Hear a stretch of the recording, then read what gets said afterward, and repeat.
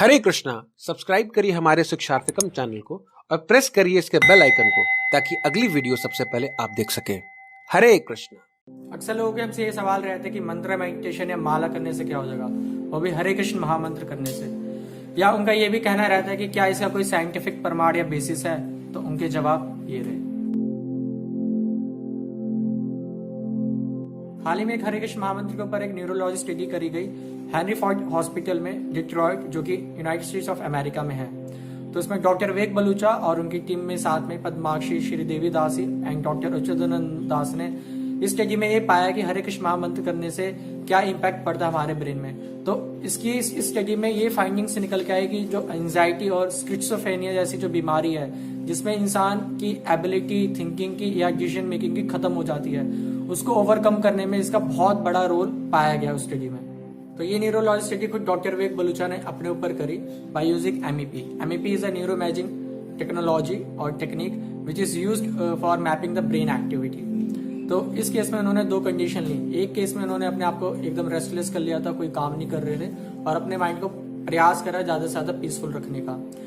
इसमें उन्होंने brain waves को ऑब्जर्व करा कि क्या क्या उस दौरान उनके ब्रेन में हुआ। दूसरा केस उन्होंने लिया कि उन्होंने 30 मिनट्स के लिए मंत्र मेडिटेशन करा, हरे कृष्ण महामंत्र का, या 4 राउंड चैंटिंग करी।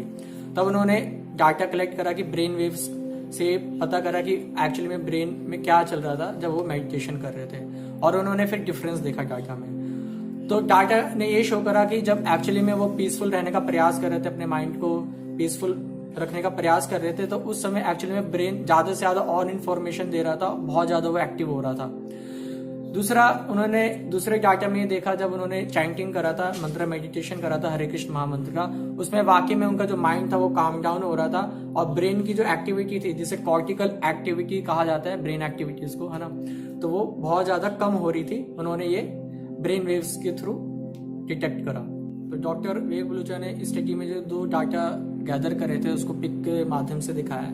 पहला, जब mind so called restful state में था, उस समय भी माइंड क्या कर रहा था कि सेंडिंग एरिया से इंफॉर्मेशन सेंड कर रहा था, और रिसीविंग एरिया जो कि सेंडिंग एरिया जो कि रेड कलर्स में दिखाए गए हैं, और जो रिसीविंग एरिया जो कि ग्रीन कलर्स में दिखाए गए, वो बहुत ज्यादा उस समय एक्टिव थे।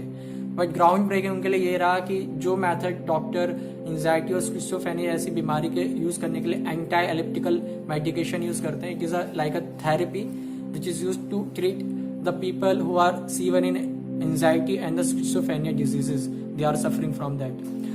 तो उन्होंने ये पाया कि उनके लिए बहुत ज्यादा इंटरेस्टिंग बात ये रही कि माइंड जो है वो मंत्र मेडिटेशन, हरे कृष्ण महामंत्र के मंत्र मेडिटेशन करने के बाद वॉलंटियरली जो ब्रेन की एक्टिविटी है उसे काम डाउन कर रहा था, बहुत रेस्टफुल स्टेट में लाने का प्रयास कर रहा था धीरे धीरे नेचुरली, जो कि डॉक्टर थ्रू अ मेडिकेशन और थ्रू अ थेरेपी आर्टिफिशियली करते थे।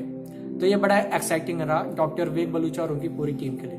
तो ये दूसरी पिक है, ये वो पिक है जब 30 मिनट की चैंटिंग के बाद डॉक्टर विवेक बलूचा ने ब्रेन वेव्स के थ्रू ऑब्जर्व करा। तो उन्होंने ये पाया कि किस प्रकार से जो sending area that is red in colour और receiving area that were in green in colours, वो डीएक्टिवेट हो जाते हैं बहुत ज्यादा, जिससे कि माइंड जो है उस समय बहुत काम डाउन हो जाता है। तो इस स्टडी को उन्होंने कोरिलेट करा भगवद गीता के 3rd चैप्टर में, जिसमें लॉर्ड कृष्णा कह रहे हैं कि one should study the mind bye deliberate spiritual intelligence, यानी कि कोई भी इंसान माइंड को कंट्रोल कर सकता है, स्टडी या रेस्टफुल में ला सकता है बाय कॉन्शियसली स्पिरिचुअल इंटेलिजेंस।